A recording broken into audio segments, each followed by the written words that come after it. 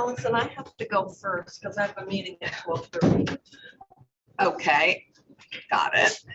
I think Okay, welcome everybody to the Senate Democratic Caucus. It is the last day of January 2023.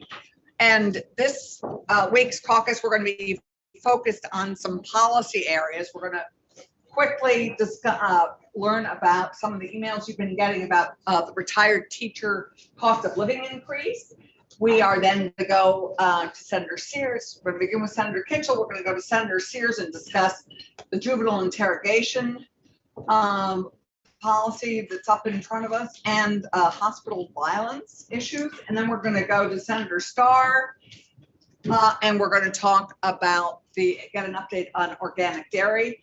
Then we're going to open it up to some big bill discussion, childcare, and a couple other bills people might want to talk about for sign. So why don't we take it away, Jane? Thanks. Sorry, I'm here. I'm kind of at the last minute, but I'm aware that many of you, probably all of you, have received emails from teachers regarding the COLA. And usually the heading of the email that's coming out has to do with "Don't cut retired teachers' pension benefit." So I just want to give you some background. I'm the only member standing of the Pension Oversight Committee from last year. And so I spent a lot of time putting together the financial package that dealt with a plan to deal with the underfunding and also to deal with the pre-funding of the retiree health care benefit, which had never been funded. It was all PAYGO, which is the most expensive. So I just want to be clear is, while this is being described as a cut in the benefit, and different people are interpreting it, they're saying the governor's to blame or we're to blame or whatever, it's not a result of any recent decision by the legislature or the governor. It's the calculation of the methodology of the annual COLA that is set forward in statute. And that statute was put in place in 2016. So I just want to say it modified in 2016 the way the COLA was calculated. And it really dealt with two things. At that point, there was concern actually with deflation that you could have a reduction in benefit. So the concern was protecting the existing level, but at the same time was a package. So it provided downside protection, no reduction in COLA. But there was an upside that set forward the methodology that capped the COLA and then the percentage, and teachers get a 50% of COLA. So, and it was 2016 that decision was made, which is like 6 or 7 years ago. And I think at that time, probably no one was anticipating we would have an inflationary environment that we're encountering today. But that statutory methodology is what was calculated or considered when the actuaries determined the amount of contribution into the fund. So if we were to go back and do our 2016, pre-2016 methodology, it would increase, and we already are dealing with underfunding. We have a plan to get it paid by 2038. For those of you who have long-term legislative ambition, you'll see that. I don't think I will. It would increase the cost of the underfunding of this fund that's already underfunded. We're working on it, making progress, by about another $35 million. Because to go back to the old methodology would be, instead of the 2.5, would be about a 3.8% increase in the COLA. So, and of course, inflation has an impact on the actuarial value of the pension fund itself. So first of all, there was a desire somehow that we could fix this in the BAA. Now it's an easy fix. Well, first of all, it requires a law change. Second of all, it comes with a fairly significant impact on underfunding of an additional $35 million, how that would be funded. And then the other part, which is for those of us who are working in the budget, underfunding of the pension funds. And when we put this package together, was to fall to the general fund. We would continue to carry that, and the normal cost would be borne by the education fund. If we were to make a change, we have to figure out how we would address the underfunding. Because any of us who have dealt with this do not want to put forward a cost that we're not recognizing and dealing with at the time. So I have Chris Rue, who is our pension person at Joint Fiscal, has kind of put together a summary of information. I've spoken to Ashley about a common template that people could send out. I've done one myself, but it referenced the fact that I spent last year working on what we've put in place, so that doesn't work for anybody but me. And then the Treasurer's Office, the NEA has been going to the Treasurer's Office. We'll be talking to the Treasurer's Office.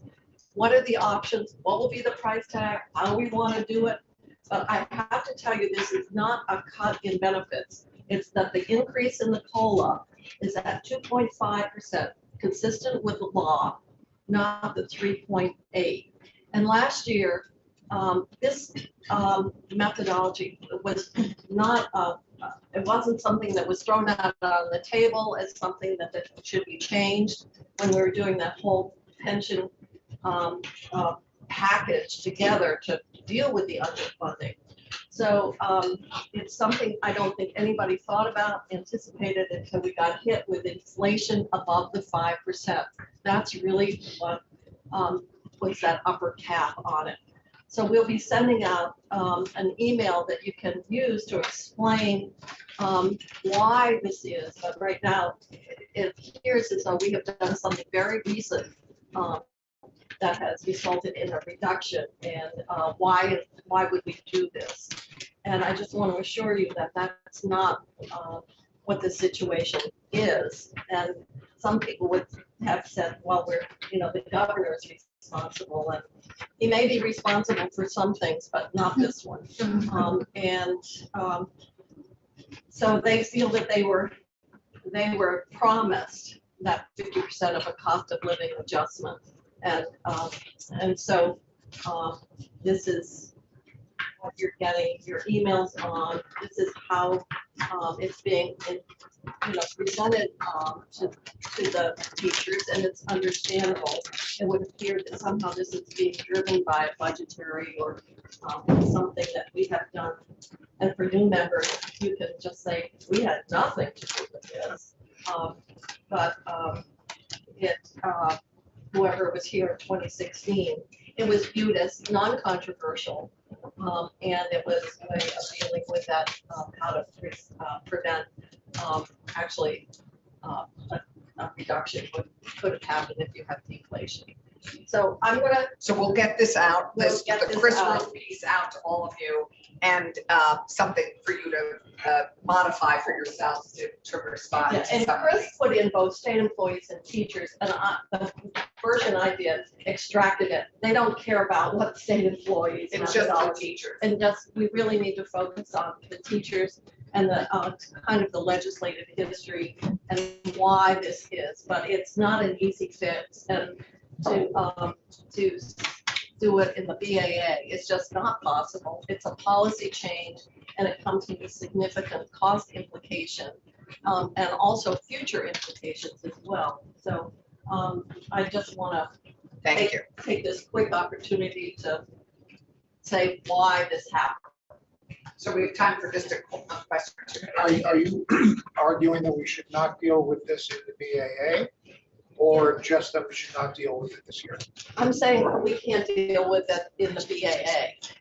It's a policy change. It would require law change. It would require finding $3.67 million more funding for this year, as well as dealing with the liability. So it's going to take some time. The Treasurer's Office has been meeting.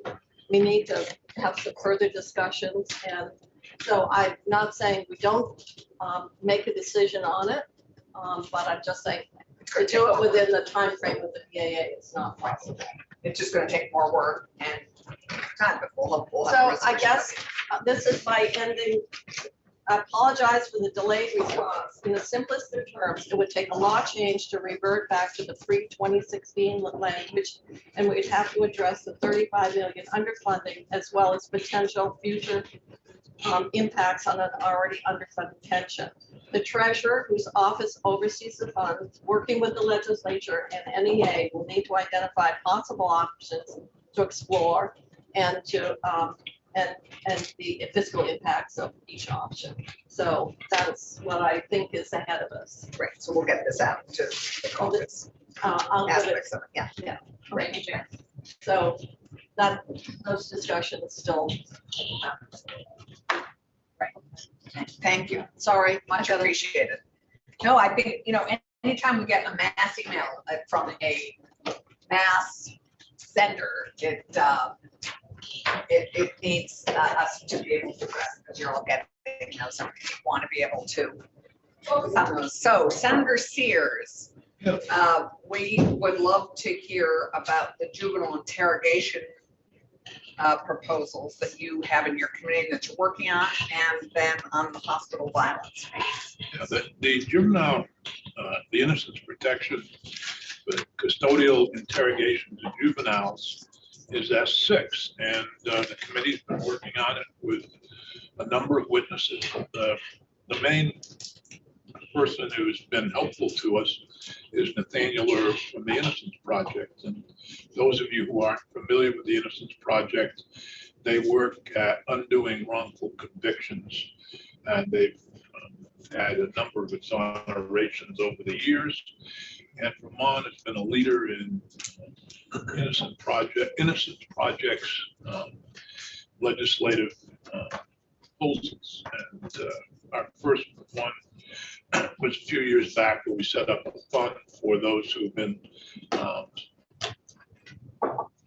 wrongly convicted. There was a lot of opposition to it. Later on, we dealt with custodial.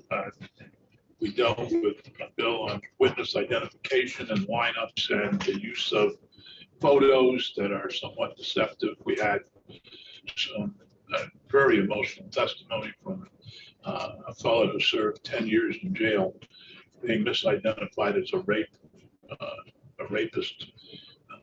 And actually, he solved the case because the actual rapist showed up in the prison he was being held in. And he recognized some of the issues. And then he and the victim wrote a book called Picking Cotton. And his name was Cotton. And he was picked out of a lineup of photos.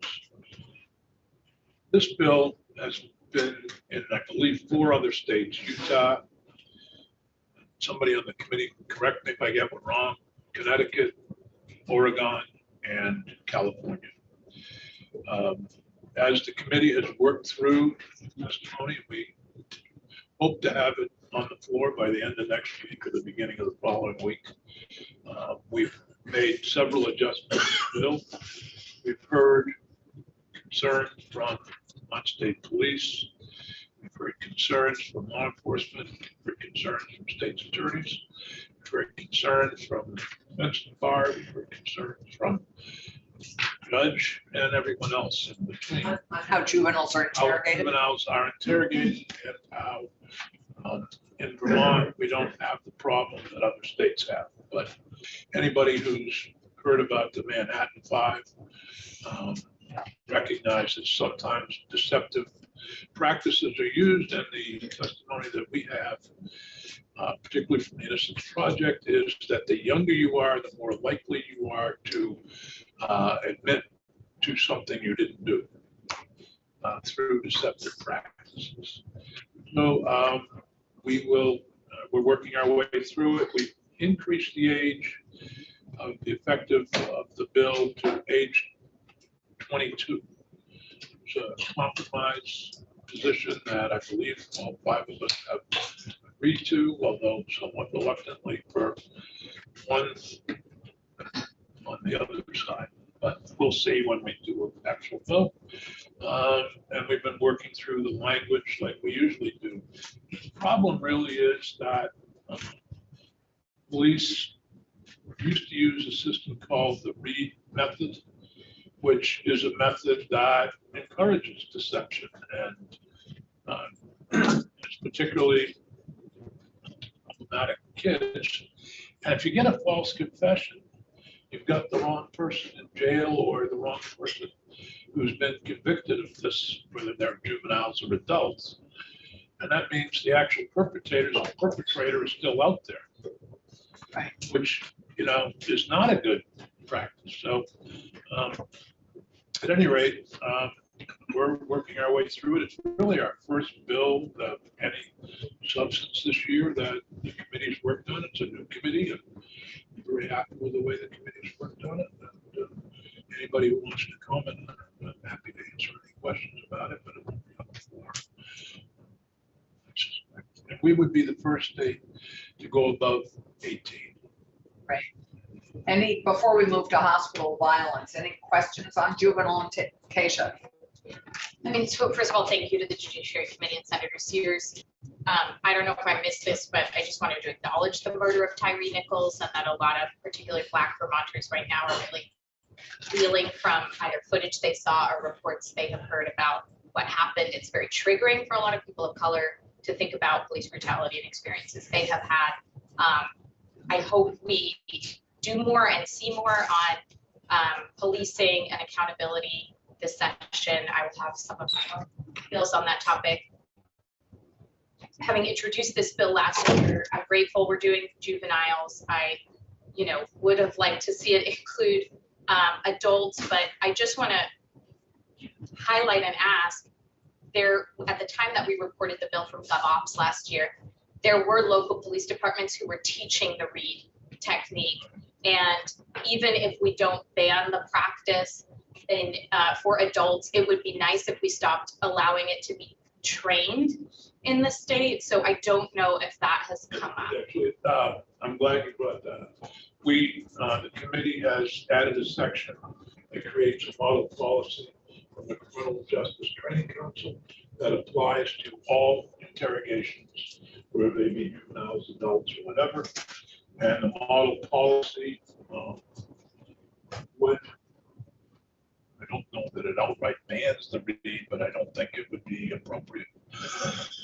And there would be a penalty if an agency doesn't follow the model policy, similar to the one we had in other areas of the law. Okay. I mean, some states and European countries just ban the use of the Reed technique as a very kind of atrocious practice, but that's a good start. And I just wanted to. We understand that, well, the state police no longer use the Reed practice, but Right. there was a training in South Burlington on it recently. This bill actually did come out of the Government Operations Committee last year, and you made recommendations that Joint Justice Oversight put the bill together, which Joint Justice, I should have mentioned that, Joint Justice Oversight did, and recommended just juveniles, because that was what I understand. Great, Dick. Did you say up to 22 years old? That's juvenile. Yeah, well, that's youthful offender status. This is just for interrogations. You can't lie to, I'm going to put it bluntly, you can't lie to somebody under 22. If you do, or you deceptive practices, that confession can be thrown out. By clear and convincing evidence, you have to prove that you weren't lying to the juvenile or the person under. It'll be, if the bill gets out of committee with the 22 age, that would be under 22. That's the debt. We, in Vermont, we have a youthful offender statute that covers people up to age 22. Yeah, that seems high. It always seemed high. Well- Yeah, 22. That's another issue.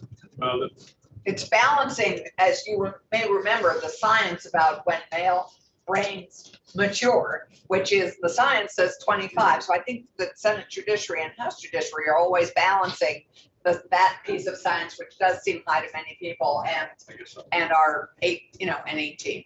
So is that fair to say? Yeah. Yeah. So we're balancing that piece of science and and where the public discussion is, I guess. Yeah, I mean,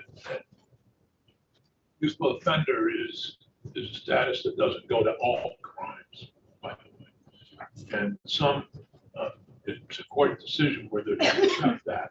The state can fight it, sometimes the state supports it, sometimes they don't. I mean, the state's attorney. It's not automatic. Right. Any other questions? Okay, should we dive? Well, I'm gonna also ask Jenny to speak on that. Is Ginny? No, I just left her at the pro temp's office. Yeah. I know many of you have probably met with your local hospital regarding the conditions in their emergency rooms particularly, but also threats to healthcare workers generally. And we have a bill, I think it's S36, that creates a process similar to the one used when domestic violence is charged, where you can arrest a person without a warrant and remove them from the hospital or healthcare facility. It covers basically any healthcare facility. I know I went to my local hospital and met with 20 nurses, and their stories were horrifying, what they're working with and what they're dealing with, partly because of the breakdown of our mental health care system, say that, but also because of, people. One of the people that I spoke with is a person of color. She reported just numerous. She also happens to be my neighbor, and we had a conversation afterwards, and I said to her, you're still doing it, and that's amazing. But what you're putting up with, no person should have to put up with.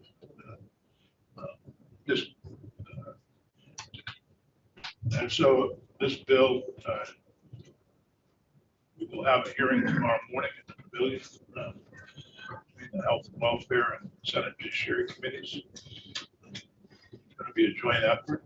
I don't know what the outcome of the bill will be, but I hope that we can help deal with this problem, as it's not only affecting the hospital employees, but people who are going to the emergency room for their own crisis. Usually you don't go to the emergency room if you're not in some kind of crisis.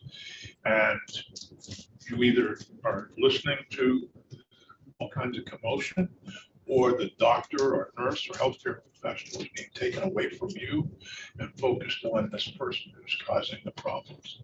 And it is a sign of, I think, of a broken, and I'm going to editorialize, a broken mental health care system in the state that we really need to deal with.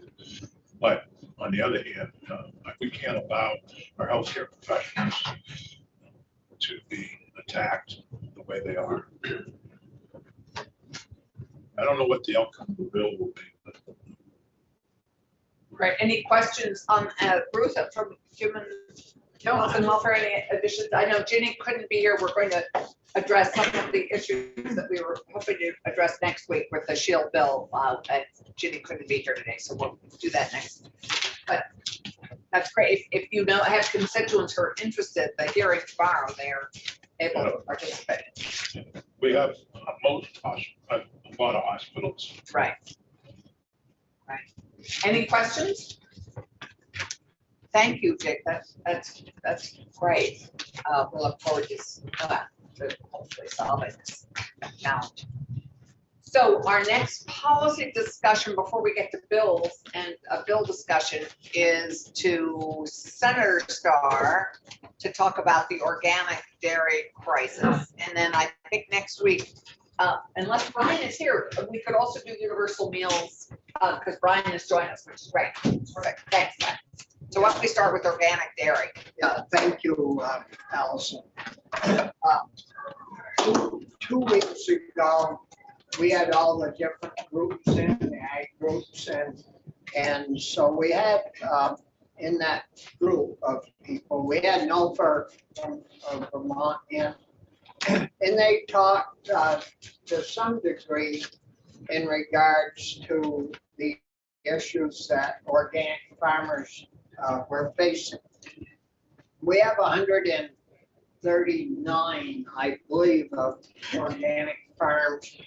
Some of them are members of Cabot Agrimart, some are members of DFA, and some ship direct to the out-of-state buyers of that milk. And so last Thursday, we had a joint meeting with the House Ag in regards to their situation. And it sounded like it was kind of bleak. They were projecting that maybe 35 or so farms might go out of business. And these are the small farms that we all kind of enjoy seeing and watching the animals. And so we ended the hearing at, I think, 12:15, went into the noon hour. But the House reconvened their meeting, and before they got done that afternoon, they voted out the fact that they sent a letter up to House of Caucus for $2.9 million to offset those 139 farms, $5 a hundredweight for the entire year of 22. And of course, I heard about it Thursday afternoon. You've got a good crash coming your way, and I said, well, we've been there before. And so, anyways, Senate House of Caucus put it in the budget adjustment, and the talk is they think it's going to pass. So that'll end up over with us, later in the week or the first part of next week. But from what I know about legislation, usually it takes more than a day or so to pass a $9.2 million cost item. And there's usually, if you do that, there's a lot of details that are not in the bill. And so we will, work with our appropriations committee if it comes over and try to put some fairness to it so that the big guys don't get, all the money, and the little guys get less money. Whenever we've done farm dairy legislation, we've always dealt the bigger guys, because for years they've been telling us, well, we can make milk cheaper than those little guys. So, well, you hear that enough, you don't forget it. So when it comes time to hand out the money, you say to them, well, you can make milk so much cheaper than the little guys, we got to help them more than you. And so anyways, that's where we are on that. And we'll probably next week sometime have the folks in and try to figure out what they need, who needs it the most, and go from there. The other thing Allison asked me to touch on a little bit, and Brian's here, is the universal school meals. And we've had both the agency, hot lunch people in, cafeteria folks, and we haven't had one negative issue come up from that. In the hallways you hear people say, those little rich kids, we shouldn't be buying them anything. Well, I've never been one of those little rich kids, but if I ever was one, you know, I'd probably like to get something free once in a while. You know, so it's to feed them a $3 or $4 meal. You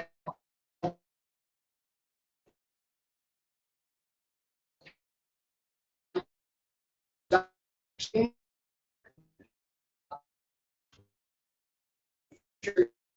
have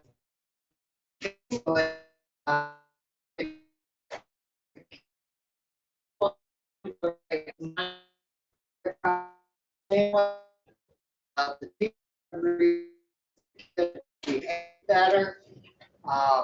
And you know, if you can do that for a meal or two a day, you know, I think we're doing the right thing and should continue that. And our farmers, we had the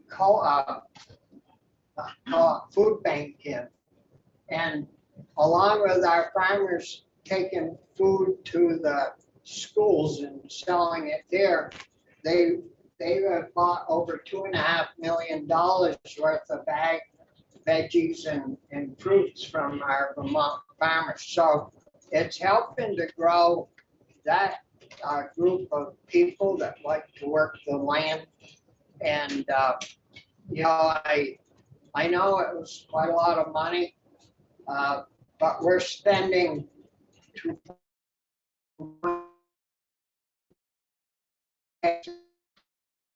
our preschool through 12. So what the heck's another 29 million or 29 million out of 2.2 billion? I mean, if you run them numbers out of your head and tell me what we would save by not doing it, how many million, billion would we have left? Probably, you know, 1.8 billion dollars. So, you know, 1.8 or 1.2. It's like if you had $2 in your pocket or $1.80. I mean, it's gonna make a bit of difference. Thank you, Senator Starr. And Senator Campion, a segue to you. Sure. As everybody knows, I'm also the co-chair of AG, thanks to Bobby, which was very kind of him to appoint me to that. We are working very closely together, the Education Committee and the AG Committee. I think one piece of testimony that Bobby didn't mention that's important to hear is that we are seeing and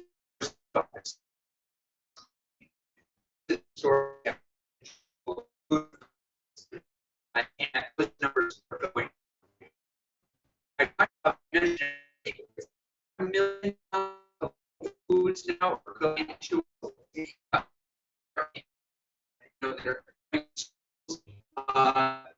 at this also from a is possible.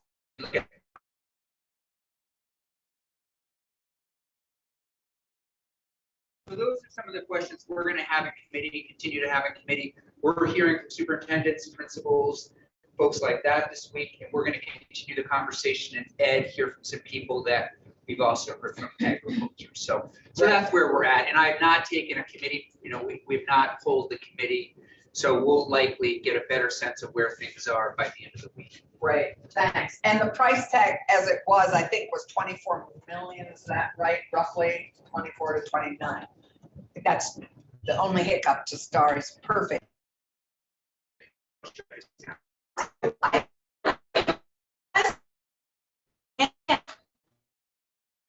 Last year was the components maintaining that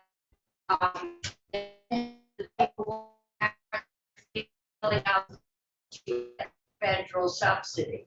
And there was a new form, a universal form, and that was gonna cut this cost in half. I'm glad you don't think it's much money. When people call me about their property tax bill, I'll give them your number. Because it's coming out of your property taxes. But how successful? Yeah, we'll has find that out, been? we'll find a little bit more about that this week in Ed in terms of what percentages are. It's a good question, and I don't remember coming up in ag. Did we get that number, increased number of forms being filled out? They said that the forms have been going well, but they haven't gotten as many back as normal. It's down a little. Yeah. And the schools are working to try to beef that return up. But the return forms, we were told, were down a little. Martine, and then We had testimony in Ed from a woman who works for Hunger Free Vermont who alluded to the fact that there may be more federal dollars coming in for this program. Does anyone have any updates on that? is that the reimbursement with forms? Is that the form challenge? More She didn't federal mention money if more forms come in? She didn't The mention. universal meals. That's what I. We can loop factor. Okay. Yeah. Great. Answer to follow. Dick? Yes, one question I keep going back to, what's wrong with the people that want to pay, allow them to pay? You say a couple million isn't much. That's a lot of money in my book. And what's wrong with having people who can afford it? The kids don't know who's prepaid or not paid. So let the parents, I've had a dozen people come to me and say, why are you paying for my child? I can pay for it. What's wrong with that? Not a thing. And if they want to send a check into the school district, there's No, nothing wrong. The ability to pay like we do other programs. What's wrong with that? They would just send their check into the principal. $4.50 a meal. Is that allowed? Do you do that now? Do you send out a notice to homes? They don't know that. Oh, we could though. Yeah. When you say a couple $1 million here and there, it's chicken feed. I don't understand that, Bobby. We Well, could take big district it is. We could pull that apart in Ed. Yeah. Thank you. I appreciate that. Thanks. When the school tax people, or Ann just mentioned about the property tax. Well, the property tax, the bulk of that money happens right at your local town meetings. And I haven't missed a town meeting in 60 odd years. And I sit down, I can't believe the stuff that people vote for at town meeting. Well, that doesn't help their property taxes one bit. And all I'm saying is that we're spending $2.1 million to educate these children. To take a little piece of that off the top to feed them is no big deal. You don't know how much that is until. Right. So Irene, I think, has something to add here. I want to thank you for that suggestion. Senator Mazza, when I saw my update this weekend on Porch Forum and other places, I included the Universal Meals PDF form so that anybody who hadn't yet filled it out, as I was talking about Universal Meals, could click on that and fill it out. And I will be glad in the next update to mention any parent who would like to contribute, send a check to your nutrition director at your school district. And I'm very willing to do that. I think it's all about raising awareness, because if people don't know they can do something, they won't. Yeah. So It's great to give Thank you. parents an opportunity. They can help us subsidize this. And the one thing, we did hear some numbers in 5 years. Didn't we hear something? We could have 88% of the food coming from local farms, which is also a Which compelling. would be a win-win. Okay, we have 5 minutes left. Thank you all for those updates. So I'm gonna go to childcare bill. Is that right, Senator Hardy? Yes. Okay, take it away. So this is the child care bill. It is finally ready to get sign-ons. It is 106 pages long. I have the brief summary that I sent all of you via email, but if you'd like it again in hard copy, that is the bulleted points of what are the major things in the bill. are, but I can go over them really quickly right now, trying to get it introduced tomorrow. So it would be wonderful if people who want to sign on would come and do that now, or when we're done.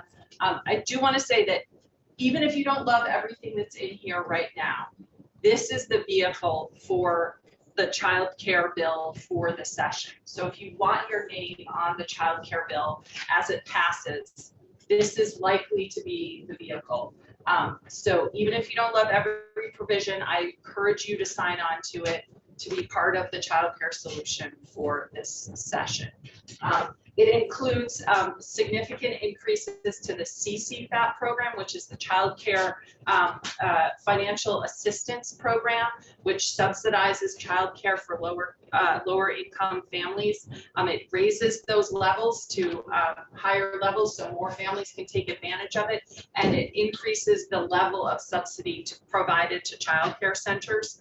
It includes universal pre-K for 4-year-olds in our public schools, meaning that in all of our communities, we would have universal 4-year-old pre-K in our school districts.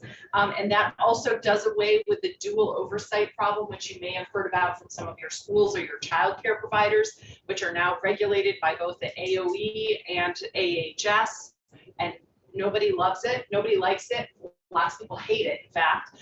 This gets rid of the dual oversight problem so that AOE is overseeing the pre-K programs in schools, and AHS is overseeing the child care programs in community-based and home-based programs. It also increases provider compensation through setting provider compensation standards, and then requiring that the funding in the subsidies meet those standards. So child care and early childhood educators can be paid a living wage, which they aren't at this point. And it also creates better leadership and oversight at the state level by upping division director in AOE to be a deputy secretary of early childhood education and special education. So it lifts both of those up within the Agency of Education, and it reorganizes some of the divisions and departments in AHS to increase the level of visibility of childcare, and requires that those leaders have degrees and experience in early childhood education and childcare. So that right now they don't, and there's a lot of misunderstanding about early childhood education and lack of knowledge in both of the agencies. And so this is really trying to up the standards. So I can give you these outlines. This is a bill that Senator Lyons and Representative Wood and Representative Brumstead and I have been working on for 6 months together collaboratively. There's going to be a companion bill that is nearly identical, introduced in the House at the same time. This is one of the priorities of our Democratic caucus and Democratic legislature, and probably something you're all about. So if you want more information, I have it. I'm happy to answer any questions, and the bill is here if you want to sign up to it. Hey, Christopher, because we have 1 minute left. Quick question. So every complicated issue has people who have concerns in some way or another. Can you give us a heads up of what the pushback is on this bill and how you respond? Yes, well, I think depending on who you're talking to, one of the pushbacks would certainly be the cost.